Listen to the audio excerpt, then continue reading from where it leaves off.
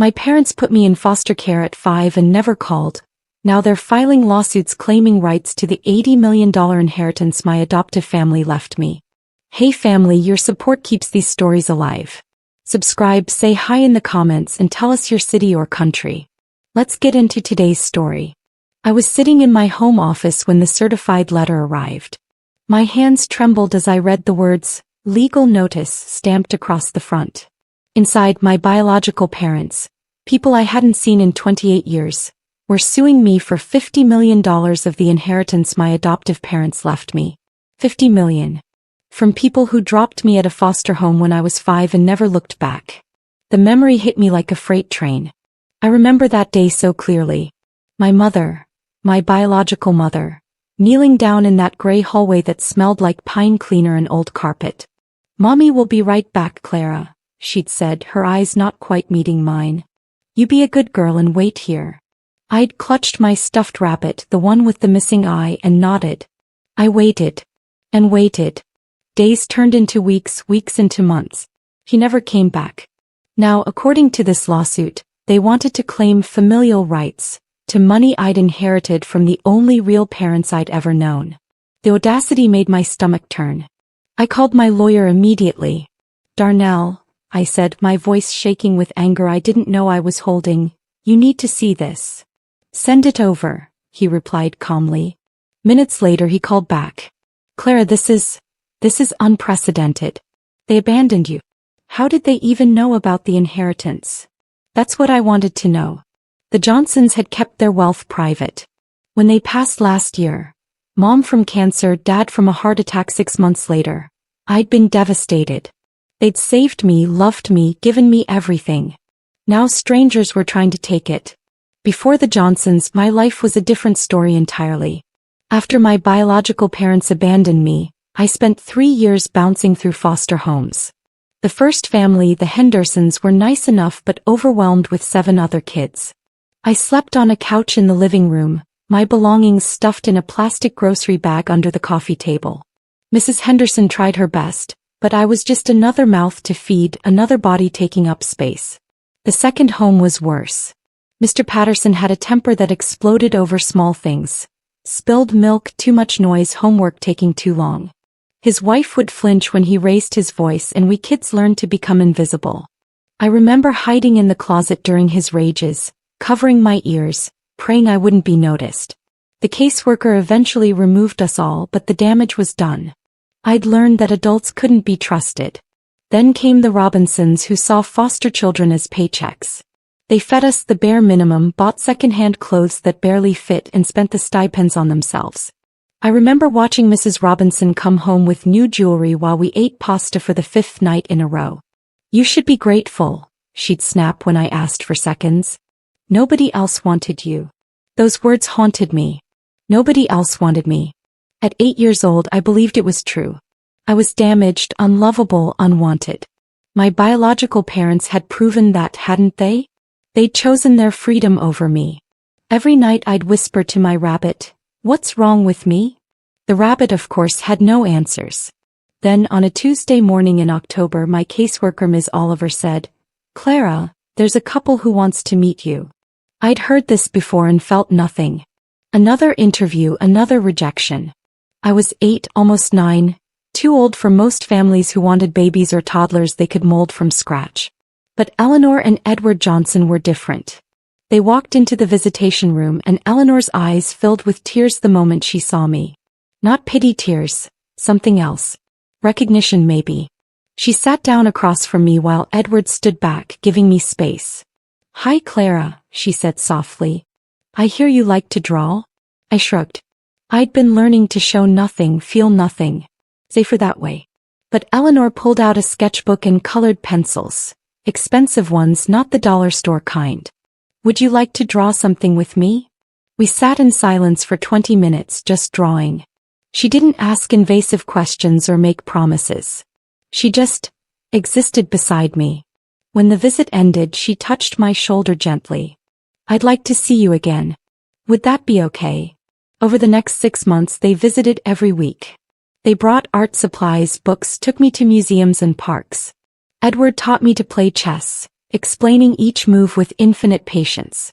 Eleanor listened when I finally started talking about the Pattersons, the Robinsons, the ache of being abandoned. She never once said, "It'll be okay." Instead she said, "That was wrong. What happened to you was wrong and you deserved better." The day they asked to adopt me, I cried for the first time in 3 years. The adoption was finalized 3 months before my 9th birthday. The Johnsons, my parents now, threw me a party like I'd never imagined. Friends from my new school, a cake with my name in perfect cursive, presents wrapped in shiny paper. When I blew out the candles, Eleanor leaned in and whispered, "Welcome home, sweetheart. Forever." Forever. That word meant something now. They enrolled me in therapy with Dr. Patricia Williams, a Black woman psychologist who specialized in childhood trauma. "Clara," Dr. Williams said in our first session, "you've survived things no child should experience. That doesn't make you broken. It makes you strong. And now we're going to help you feel safe again." It took years. Years of nightmares, of testing boundaries, of waiting for my new parents to abandon me too. But they never did. When I acted out, and I did, throwing spectacular tantrums, pushing them away, they stayed calm. Edward would sit outside my locked bedroom door and talk through it. "I'm not going anywhere, Clara. I'll be here when you're ready." Eleanor would leave notes in my lunch. "I love you. Nothing you do will change that." Slowly, carefully, I began to believe them. I excelled in school, discovering I had a gift for mathematics and business. Dad, a successful real estate investor, taught me about property management, compound interest, strategic planning. Mom, a former art curator, showed me how to appreciate beauty, how to see the story in everything. By high school I was thriving. College at a prestigious university. MBA. Eventually I started my own investment firm. My parents' death hit me like a tsunami. Mom's cancer diagnosis came suddenly, stage 4 already spread. "We've got 6 months, maybe a year," the doctor said. Dad held her hand, his face gray. I moved back home immediately, putting my business on hold to care for her. Those final months were precious and horrible. "Clara," Mom whispered one evening, her voice weak from chemo, "you need to know something. When we found you, we weren't looking to adopt. We couldn't have children and we'd made peace with it.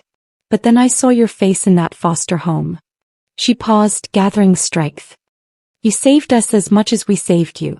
You gave our lives meaning. Don't you ever forget that you are worthy of love. Not because of what you achieve or what you have, but because of who you are." She passed away on a Sunday morning, holding both our hands. Dad was never the same. They'd been married 35 years, together since college. He tried to push through, but his heart, literally, couldn't take it. 6 months later he had a massive heart attack while sleeping. Peaceful, the doctor said. I called it heartbreak. The will reading was devastating in a different way. They'd left me everything. $80 million in assets. Properties, investments, cash, art collections. To our daughter Clara, the will read, who brought light into our darkness. Build something beautiful with this. Make the world better. We'll always be proud of you. I sobbed in the lawyer's office, grateful and gutted. The money felt like ashes compared to their loss. I started a foundation in their names focused on foster care reform and adoption support. Felt right honoring them. After receiving the lawsuit, I hired a private investigator named James Tucker. I need to know everything, I told him. How they found out about the money, what they've been doing for 28 years, why they're coming after me now. James was former FBI, specialized in financial investigations. If anyone could uncover the truth, it was him. 2 weeks later he walked into my office with a thick file. Clara, you're not going to like this, he said, his expression grim. Your biological parents, Terrence and Shanice Walker, they're not struggling. They're living in a 4-bedroom house in the suburbs. Terrence runs a moderately successful construction company. Shanice works as a nursing administrator. Combined income around $200,000 a year. I stared at him. So they're not poor. Then why, there's more, James interrupted. They have 3 other children. Twin boys, aged 24, and a daughter aged 20. All raised in that house, all sent to college. Your brother Justin is a lawyer. That's who filed the lawsuit on their behalf. The room spun. They'd kept their other children. Raised them, loved them, paid for their education. But me? I was disposable. Why did they give me up? I whispered. James flipped through his notes. I interviewed some old neighbors, dug through court records. Best I can tell, they were young, 21 and 22 when they had you. Struggling financially, fighting constantly. When things got tough, they blamed each other. And they blamed you. They blamed a 5-year-old child? People do horrible things when they're overwhelmed, Clara. They told the foster system they needed temporary help. But they never came back. Against my lawyer's advice, I decided to meet them. I needed to look them in the eyes, hear their justification for themselves. We arranged to meet at a neutral location, a conference room in Darnell's law office. I arrived early, my heart hammering against my ribs. When they walked in, I almost didn't recognize them. Terrence Walker was tall, graying at the temples, wearing an expensive suit. Shanice had put on weight but still had the same eyes I remembered, brown, guarded. Behind them came their lawyer's son, Justin, carrying a briefcase. He looked like his father. Like my father, technically. The resemblance made me nauseous. Clara, Shanice said, her voice tentative. You've grown so much. You're beautiful. The audacity of that statement, as if she'd earned the right to comment on my appearance, as if she'd been there for any of my growth, made rage flash through me. Kept my voice level. Let's skip the pleasantries. You abandoned me 28 years ago and never looked back. Now you want $50 million. Explain. Terrence cleared his throat. We understand you're angry, but legally? I cut him off. You think this is about legality? You left a 5-year-old in foster care. Do you have any idea what I went through? Shanice's eyes welled with tears. We were so young, Clara. We couldn't handle it. We were drowning financially, emotionally. We thought we were doing what was best. Best for who? Certainly not for me. We made mistakes, Terrence said. But we're still your parents. Your blood family. The law recognizes abandonment, Darnell interjected coldly.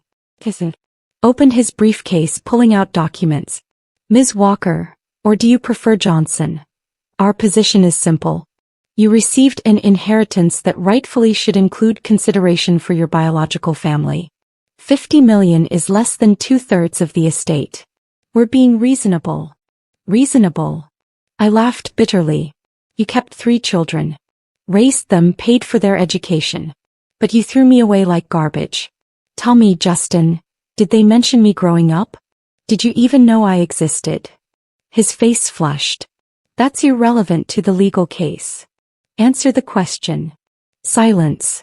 Then surprisingly, it was their daughter who spoke. She'd been standing in the corner and I hadn't even noticed her enter. I didn't know about you until last month, she said quietly. When they told us about the lawsuit, they said you'd been adopted by a wealthy family and never wanted contact with us. That's not true, I said, my voice breaking. I waited. For years I waited for them to come back. I thought something was wrong with me, that I was unlovable. Do you understand what that does to a child? Shanice was crying openly now. We were going to come back. We always meant to come back. But time passed and we heard you'd been adopted and we thought you were better off. You thought wrong. I spent 3 years in foster care before the Johnsons adopted me. 3 years being shuffled around, neglected, treated like a burden. And you were here the whole time, living your lives, having more children. Clara, please. Terrence reached for me. I jerked back. Don't touch me. You lost that right 28 years ago. The meeting ended badly, but it opened a door I hadn't expected. That evening their daughter, my half-sister, called me. My name is Kennedy, she said. I know you don't owe me anything, but could we talk? Just us. Against my better judgment, I agreed to meet her for coffee. Kennedy was 20, a junior in college studying social work. We sat across from each other, 2 strangers bound by blood and betrayal. I don't know what to say, she started. My whole life I thought I was the oldest. Learning about you, about what they did. I'm disgusted. She looked genuinely distressed. Preston and Patrick, our brothers, they're focused on the money. Dad convinced them you're some kind of con artist who manipulated a wealthy family. But I did research. I found articles about your foundation, your work with foster children. That's not a con. That's someone trying to heal. Why are you telling me this? I asked warily. Because it's wrong. What they're doing is wrong. And I think. She hesitated. I think they've been lying to us our whole lives. About a lot of things. She pulled out her phone, showing me photos. This is from their 20th anniversary party. Look at the date. I looked. 25 years ago. 3 years after they abandoned me. They threw a party, I said flatly. With all these people celebrating their love and commitment. While I was sleeping on a stranger's couch, wondering why my mommy didn't love me anymore. Kennedy's eyes filled with tears. I'm so sorry. I know it doesn't fix anything, but I'm so sorry. We talked for hours. She told me about growing up with parents who were loving but secretive, who never discussed their past. The deposition was scheduled for the following week. Darnell prepared me thoroughly. They're going to try to paint you as ungrateful, as someone who owes them biological loyalty. Stay calm, stick to facts, don't let them provoke you. But nothing could have prepared me for the emotional warfare that followed. Led the questioning. Miss Johnson, you claim my clients abandoned you. But isn't it true they placed you in foster care with the intention of reclaiming you once their financial situation improved? No, I said clearly. They told the system they needed temporary help and never returned. That's abandonment, not intention. Isn't it true you've refused all contact with your biological family? I was a child. They were the adults. The responsibility to maintain contact was theirs, not mine. You benefited greatly from being adopted by a wealthy family. Would you have had the same opportunities with my clients? That's when I snapped. Your clients? They're your parents. And yes, I benefited from being adopted by people who actually loved me. People who showed up. People who didn't treat their child like a mistake they could erase. Miss Johnson, no, let me finish. Your parents had 3 more children after me. 3 children they kept, loved, supported. So clearly the issue wasn't financial stress or young parenthood. The issue was me. They didn't want me. And now, because the people who did want me left me money, suddenly I'm worth claiming? That's not family. That's greed. The room went silent. Even Justin seemed momentarily at a loss. Darnell touched my arm gently. Let's take a break, he suggested. But I wasn't done. James Tucker had been busy. In the break he pulled me aside with a new development. Claire, I found something.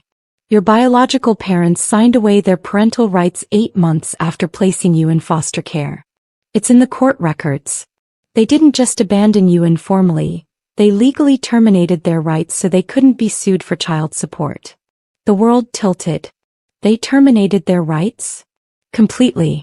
Which means this lawsuit has no legal standing whatsoever. They're not your parents in any legal sense. They gave that up. When we reconvened, Darnell dropped this bomb in the middle of the proceedings. Mr. Walker, I have here court documents from 27 years ago. Documents showing you and your wife voluntarily terminated your parental rights to Clara.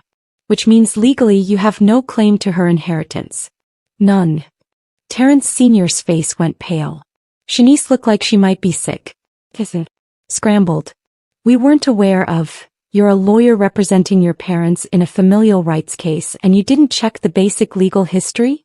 Darnell's voice was ice. Either you're incompetent or you knew and proceeded anyway. Which is it? The meeting devolved into chaos. Accusations flew.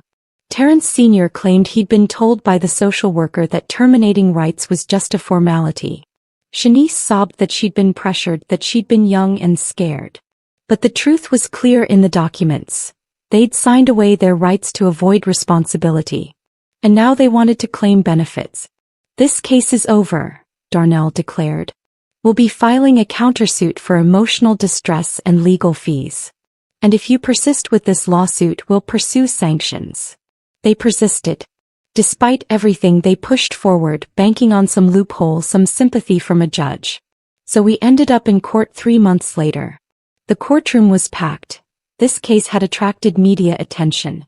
Biological family sues adopted daughter for millions. Read the headlines. I sat at the plaintiff's table trying to project calm while my stomach churned. The judge, a stern black woman named Judge Harriet Morrison, reviewed the case with obvious skepticism. "Mr. Walker," she addressed Justin, "your clients voluntarily terminated their parental rights to Ms. Johnson 27 years ago. On what legal basis are you claiming familial rights to her inheritance?" Stumbled through an argument about moral obligation and biological bonds. Judge Morrison was unimpressed. "This court deals in law, not morality. And the law is clear. Your clients are strangers to Ms. Johnson legally." He turned to me. "Ms. Johnson, would you like to make a statement?" I stood, my voice steady despite the tears threatening to fall. "Your Honor, I was 5 years old when these people left me in a foster home and never came back. I waited for them. I cried for them. I blamed myself for years, thinking I was unlovable. The Johnsons gave me a home, love, stability, everything parents should give a child. They earned the right to call me their daughter. These people in front of you, they earned nothing but my contempt." The courtroom was silent. When they learned I'd inherited money, suddenly I was worth acknowledging. "That's not family. That's exploitation." Judge Morrison nodded slowly. "I've seen many cases in my years on the bench, but this one particularly troubles me. Mr. and Mrs. Walker, you made a choice 28 years ago to abandon your responsibilities." Judge Morrison's ruling was swift and brutal. "Case dismissed with prejudice. Furthermore, I'm ordering the plaintiffs to pay all legal fees and court costs incurred by Ms. Johnson. Mr. Walker, I suggest you counsel your clients against any further legal action, or they may face sanctions for frivolous litigation." Outside the courthouse, reporters swarmed. I made a brief statement. "I hope this case serves as a reminder that children aren't property you can discard and reclaim at convenience. Family is built through love and commitment, not biology and greed." The Walkers left through a side entrance, but Kennedy found me before I left. "Clara, I'm so sorry. For all of it. I've cut ties with them. What they did to you, the lies they told us, I can't be part of that." "You don't have to apologize for them," I told her gently. "You didn't do anything wrong. Can we maybe get coffee sometime? As just two people, not as part of this mess." I considered it. Part of me wanted to say no, to close this chapter completely. But Kennedy was innocent in this, a victim of their lies too. "Maybe," I said. "Someday." 6 months later, I stood at my parents' graves, Eleanor and Edward Johnson, the only parents who mattered. "We won," I whispered, placing flowers on their headstones. "They tried to take what you gave me, but we won." But the victory felt hollow. I'd won money, vindication, justice. But I'd also had to relive my worst traumas, confront the people who'd broken me, admit to the world how unwanted I'd been. I expanded the foundation, pouring more money into foster care reform. Every child I helped felt like healing a piece of my broken heart. But some wounds never fully close. Sometimes I still wake up at night, 5 years old again, waiting for a mother who'll never return. The difference now? I know it wasn't my fault. I was worthy all along. And that's a truth worth more than $80 million. Though I won't lie, keeping the money felt pretty damn good too. If this story resonated with you, please like, subscribe, and share your own experiences in the comments below. Your story matters too.